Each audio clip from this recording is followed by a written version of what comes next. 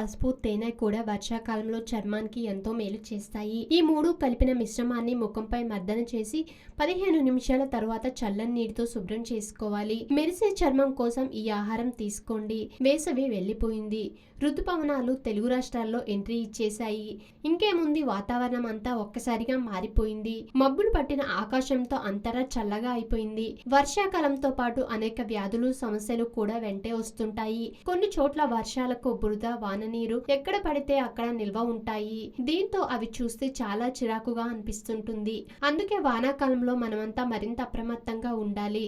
Seasonal వ్యాధులు దరిచేరకుండా పరిసరాలని మరింత పరిశుభ్రంగా ఉంచుకోవాలి. వర్షాకాలంలో కూడా మన ముఖ సౌందర్యాన్ని రక్షించుకోవాలంటే కొన్ని పద్ధతులు తప్పక పాటించాలి. ముఖ్యంగా వర్షాకాలంలో ఆరోగ్యం పట్ల చాలా జాగ్రత్తగా ఉండాలని డాక్టర్లు సూచిస్తున్నారు. వర్షాకాలంలో చర్మం పట్ల చాలా జాగ్రత్తలు వహించాల్సి ఉంటుంది. వర్షాకాలంలో చల్లటి వాతావరణం కారణంగా మన చర్మం పగిలిపోవడం, ఊడిపోవడం, మంట పెట్టడం, దురద పెట్టడం లాంటి సమస్యలతో బాధపడుతుంటారు.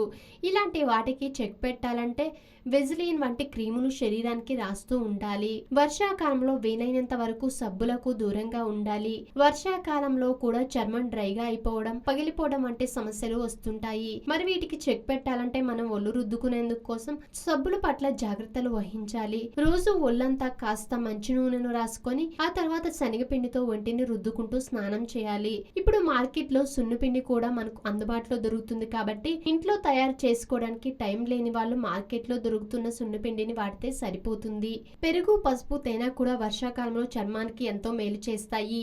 ఈ మూడు కలిపిన మిశ్రమాన్ని ముఖంపై మర్దన చేసి 15 నిమిషాల తర్వాత చల్లని నీటితో శుభ్రం చేసుకోవాలి. మాస్క్లా వేసుకునేటప్పుడు పొడి చర్మం ఉన్నవారు తేనె, రోజ్ వాటర్, పాలపొడి కలిపి ముఖానికి పట్టించాలి. 20 నిమిషాల ఉంచి కడిగివేయాలి. ఈ చర్మం గలవారు గుడ్డు సొనను కూడా ముఖానికి అప్లై చేసుకుంటే మంచి రిజల్ట్ కనిపిస్తుంటుంది. ఇలా చేస్తే చర్మం పొడిగా ఉండదు. ఇంకా అరటిపండు, యాపిల్, బొప్పాయి వంటి పండ్ల గుజ్జును ముఖానికి పట్టించి 20 నిమిషాలు ఆరనిచ్చి కడిగేయాలి. చర్మం పగిలినట్టుగా ఉంటే ప్రతిరోజు స్నానం చేసిన తర్వాత వెనిగర్ కలిపిన నీళ్లను శరీరంపై పోసుకుంటే ఈ సమస్య నుంచి బయటపడవచ్చు. చలికాలంలో దొరికే అన్ని రకాల పళ్లను, కూరగాయలను తినడం ద్వారా కూడా చర్మాన్ని చక్కగా ఉంచుకోవచ్చు. మరి